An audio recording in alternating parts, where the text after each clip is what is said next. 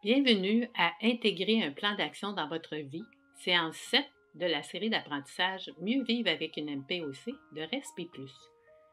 Bien vivre avec la MPOC signifie être conscient des changements dans vos symptômes et être prêt à les gérer.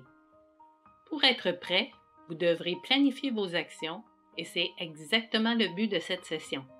Développez votre plan d'action. Je m'appelle Diane No et c'est ma voix qui vous accompagne tout au long de cette série qui, j'espère, suscitera grandement votre intérêt. Comme infirmière clinicienne, j'ai eu l'opportunité d'aider des personnes atteintes de maladies pulmonaires chroniques à mieux vivre avec leur maladie. Le développement de ce cours d'apprentissage a été rendu possible grâce à une subvention éducative non restreinte d'AstraZeneca Canada à Respi+, un organisme sans but lucratif qui dirige le développement continu du programme Mieux vivre avec une MPOC. Aujourd'hui, nous allons vous aider à construire votre plan d'action. Vous devrez identifier vos ressources, vous apprendrez à identifier vos symptômes habituels, votre traitement régulier et ce que vous devez faire lorsque vous vous sentez bien. Vous apprendrez aussi à reconnaître et à être prêt à agir lorsque vos symptômes s'aggravent.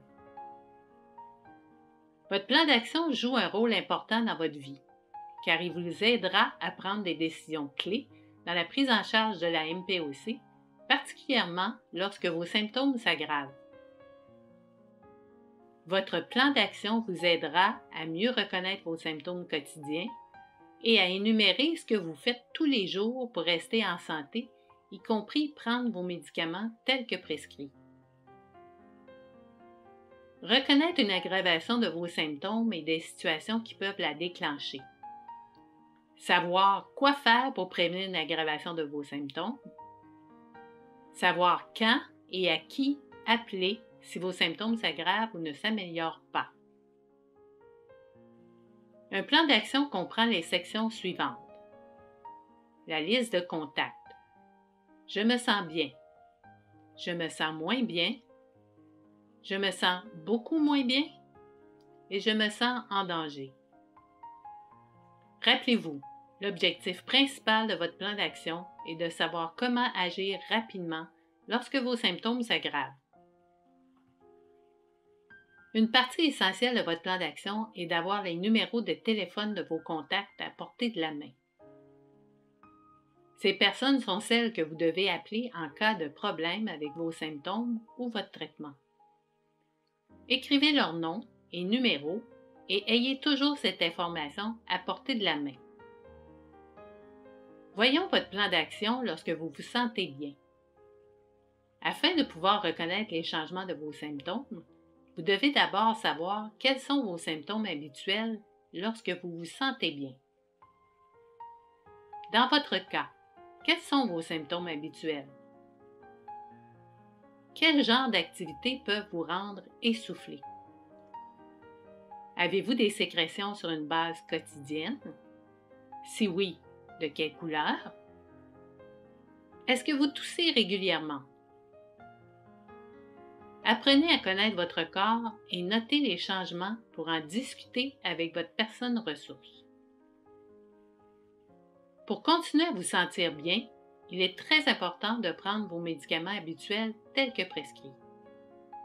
Pouvez-vous énumérer les médicaments que vous prenez quotidiennement pour votre MPOC?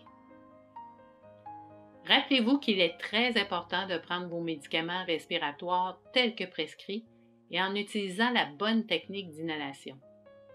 N'hésitez pas à discuter avec votre médecin ou votre personne ressource des questions ou des préoccupations que vous pourriez avoir au sujet de vos médicaments habituels. Enfin, quel genre d'activité faites-vous pour continuer à vous sentir bien? Comme vous l'avez vu lors des sessions précédentes, il est très important de bien dormir, bien s'alimenter et rester actif physiquement pour demeurer en bonne santé. Il est important de planifier vos activités quotidiennes. Par exemple, vous pouvez utiliser un calendrier pour vos tâches ménagères, prendre des pauses lorsque cela est nécessaire et utiliser votre technique de respiration à lèvres pincées. Il est également important de prévenir une aggravation de vos symptômes. Recevez-vous votre vaccin contre la grippe chaque année? Ce vaccin est important car il aidera à prévenir la grippe et les complications associées. Vous et les personnes avec qui vous vivez devriez recevoir un vaccin contre la grippe chaque année. Évitez les personnes qui ont une infection respiratoire comme un rhume ou une grippe. Lavez-vous les mains si vous êtes en contact avec eux. Évitez le smog. Si la qualité de l'air n'est pas bonne, essayez de rester à l'intérieur. Vos symptômes se sont-ils aggravés dernièrement? Que s'est-il passé la dernière fois qu'ils se sont aggravés? Qu'est-ce que vous avez fait? Une infection respiratoire est le principal facteur qui peut entraîner une aggravation des symptômes de la MPOC, également appelée exacerbation. Les symptômes d'une infection respiratoire sont changement dans la couleur, le volume et ou la consistance de vos sécrétions. Vos sécrétions peuvent devenir jaunes ou vertes, parfois seulement plus foncées. Vous pouvez avoir plus de sécrétions. Vos sécrétions peuvent devenir plus épaisses. Plus d'essoufflement que d'habitude. Vous trouvez qu'il est plus difficile d'effectuer vos activités habituelles. Vous pouvez vous sentir fatigué. Rappelez-vous, vous pouvez avoir un rhume ou une grippe et ou un mal de gorge précédant les changements dans vos sécrétions et votre essoufflement. Dans votre cas, quels sont les symptômes que vous notez lors d'une infection respiratoire? Ceci est votre plan d'action lorsque vous vous sentez moins bien. Surveillez les changements dans vos symptômes, changements dans vos sécrétions, plus d'essoufflement que d'habitude. Et très important, informez votre personne ressource ou demandez conseil à votre médecin. Si vous avez reçu un traitement additionnel, veuillez vous référer aux instructions de votre médecin.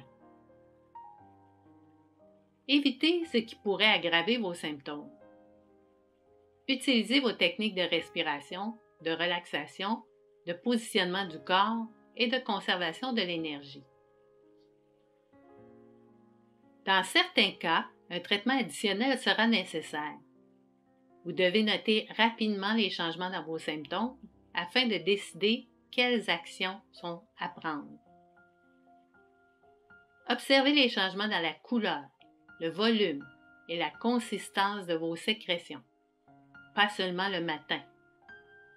Si la couleur devient jaune ou verte, vous pouvez avoir une infection bactérienne et probablement votre médecin vous prescrira un antibiotique.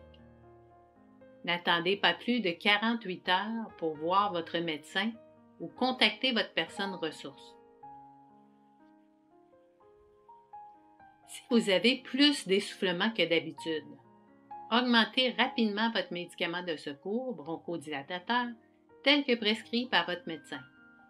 N'attendez pas plus de 48 heures pour voir votre médecin et contacter votre personne ressource si, après avoir augmenté votre médicament de secours, votre essoufflement ne s'améliore pas et que vous avez de la difficulté à accomplir vos activités habituelles.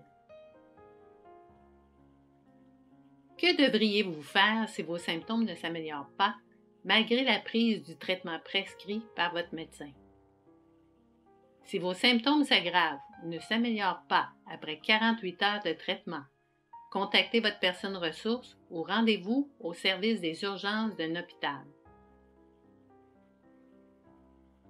Dans toute situation où vous vous sentez en danger, ne prenez pas de risques. Appelez le 911.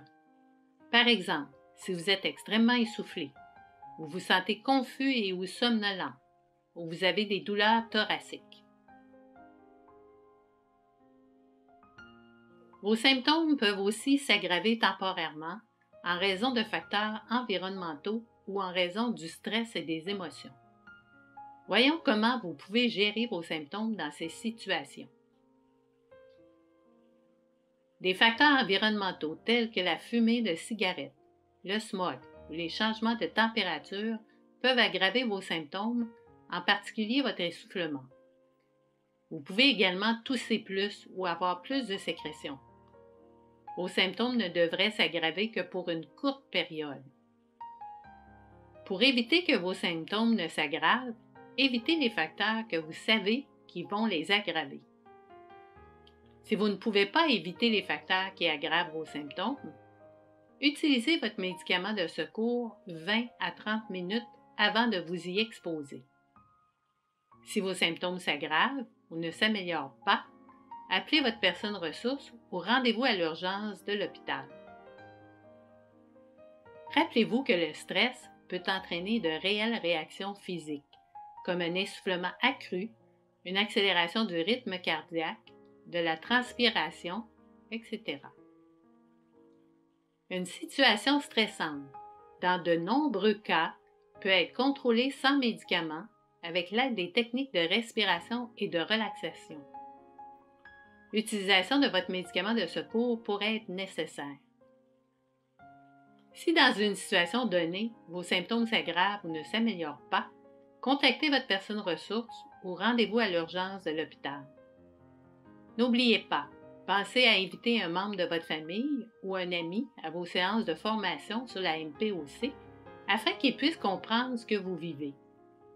Discutez avec votre personne ressource de la possibilité d'être référé à un travailleur social si le stress et l'émotion prennent beaucoup de place dans votre vie. En résumé, votre plan d'action devrait être votre compagnon constant. C'est votre plan d'action pour la vie. Que pouvez-vous faire pour vous sentir plus à l'aise avec l'utilisation de votre plan d'action?